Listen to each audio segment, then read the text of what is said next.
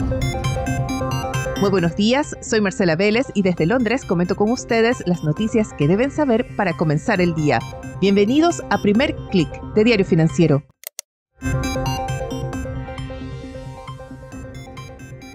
Muy buenos días, es miércoles 18 de diciembre, bienvenidos a Primer Click. Todas las miradas se concentran en la Reserva Federal. También hay cierto aire de preocupación por señales de que el rally estadounidense podría estar desacelerándose y Brasil llega a los titulares, pero no por muy buenas razones. Queda una semana para Navidad, pero el espíritu en el mercado no es precisamente festivo. Tenemos a esta hora variaciones moderadas en los índices, mucha incertidumbre. Todo se concentra en una gran pregunta. ¿Qué hará la Reserva Federal? No hoy, sino en 2025. Sí, ese es el gran tema de discusión. Se espera que la Reserva Federal cumpla con las expectativas de un recorte de tasas de interés de 25 puntos base. Sería el tercer recorte consecutivo para llevar la tasa de referencia a 4,5%. La pregunta es, ¿qué hará en 2025? Se cree que ante señales recientes de un aceleramiento de las presiones inflacionarias y las expectativas de que las medidas que tome la administración de Donald Trump apenas asuma el poder causen aún mayores presiones, la Fed se va a ver obligada a poner pausa en su ciclo de baja de tasas de interés en su próxima reunión, que se daría en enero. Es lo que se está denominando un hawkish cut, es decir, una baja de tasas de interés acompañada con un discurso más restrictivo. Algo similar a lo que vimos ayer ya en Chile, donde el Banco Central cumplió con la baja de tasas, pero advirtió que tiene que ser más cauteloso y ahora el mercado espera que en su próxima reunión también pause su ciclo de baja de tasas.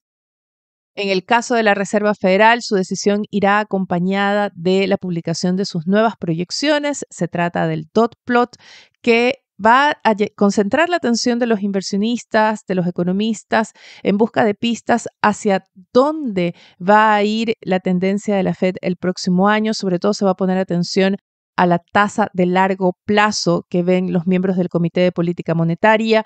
Una discusión que ya viene ganando terreno desde hace un par de años, pero que cobra mayor relevancia ante lo que se consideran cambios estructurales en la economía estadounidense. ¿Dónde está la tasa neutral para Estados Unidos? Es decir, ese nivel en el que la tasa de interés ni estimula la economía ni restringe la actividad. Se cree que ante ganancias en la productividad de la economía, la tasa neutral está en un nivel más alto y que no debería sorprender ver hacia el largo plazo una tasa de entre 3 y 3,5%.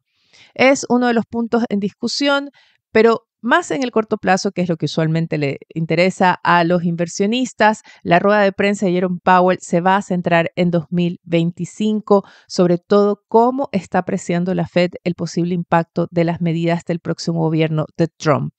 Estas proyecciones son también clave para el dólar.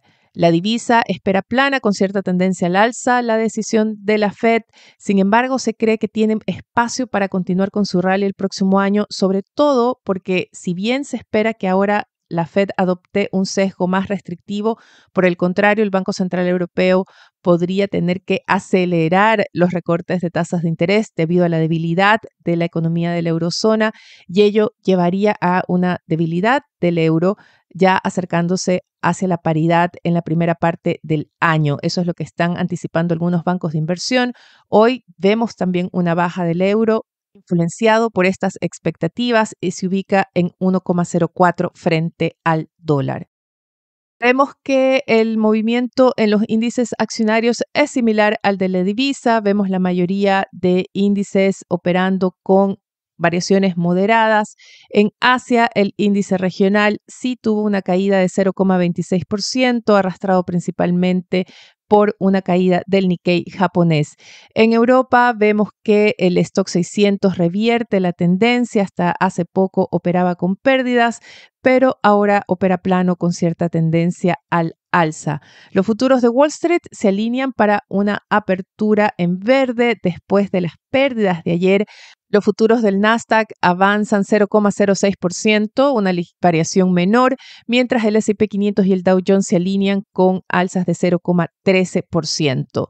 Hay ciertas señales de que el rally estadounidense se está debilitando, se señala como una muestra esas 9 sesiones de caídas que acumula el Dow Jones, su peor racha desde 1978, y también que el alza del S&P 500 se está sosteniendo solo en algunas pocas empresas. Se atribuye este comportamiento a la alta incertidumbre que hay no solamente en torno a la Reserva Federal, algo que podríamos despejar parcialmente hoy, sino sobre el impacto que van a tener las medidas de Donald Trump. No hay certeza sobre cuáles van a ser finalmente las que va a adoptar o las que va a poder adoptar. Recuerden que todas estas son propuestas.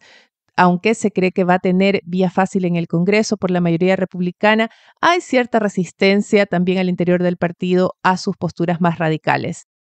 Pero salgamos de Estados Unidos y vayamos a otro país que está en los titulares, no por las razones más positivas. Está llamando mucho la atención del mercado financiero la crisis de confianza que está enfrentando el real brasileño. Ayer la divisa volvió a caer a pesar de la intervención del Banco Central de ese país, a pesar de que el emisor sorprendió al mercado la semana pasada con un alza de 1 punto porcentual en la tasa de interés.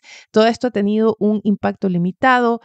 El real brasileño ha perdido 5,1% frente al dólar desde que se presentó ese decepcionante plan de ajuste fiscal. Decepcionante porque no cumplió con las expectativas de los analistas, porque fue acompañado además de un alza de exenciones tributarias que el mercado interpretó como una señal de la falta de compromiso del gabinete de Lula da Silva y del propio presidente para realizar el ajuste fiscal que se considera necesario.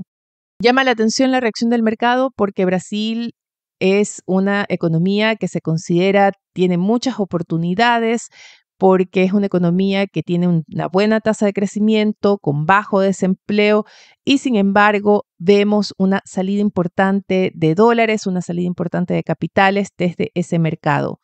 El Banco Central anunció ayer un plan de recompra de bonos que comenzará hoy y se extenderá hasta el viernes. Serán 3 días de operaciones.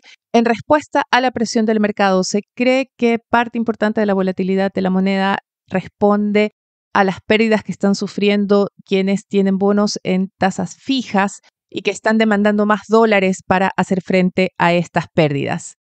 Pero varios analistas apuntan que el principal problema es fiscal. El gobierno de Lula da Silva tiene que ganarse la confianza de que está comprometido con el ajuste, con el saneamiento de las cuentas públicas. Ayer la Cámara avanzó con la primera parte del trámite del plan de recorte de gastos, también avanzó con las regulaciones para aplicar la reforma tributaria que se aprobó este año. Así que hay avances, pero no son tan rápidos como le gustaría ver al mercado. Vayamos ahora a noticias de empresas que están capturando los titulares y el tema general es consolidación. Un reporte asegura que Honda y Nissan están estudiando una posible fusión en lo que crearía un gigante automotriz para competir en Japón con su rival Toyota. Más allá de lo que pueda significar en el mercado japonés, la operación está siendo vista como una muestra de las dificultades que enfrentan las automotrices tradicionales para hacer frente a la arremetida de empresas que se concentran en autos eléctricos o híbridos, como es la china BYD o Tesla. Se reporta que la taiwanesa Foxconn también estaría interesada en obtener una participación en esta nueva empresa que se formaría de concretarse la fusión entre Honda y Nissan. Y quizás sería solo el primer paso, quizás veamos operaciones similares entre otras automotrices que requieren unir fuerzas para poder competir. Algo similar se ha planteado para la banca europea. Desde hace un par de años se escucha sobre la necesidad de consolidación de esta industria y la italiana Unicredit es una firma que está decidida a avanzar en esa dirección. Se reporta que Unicredit aumentó su participación en Commerzbank.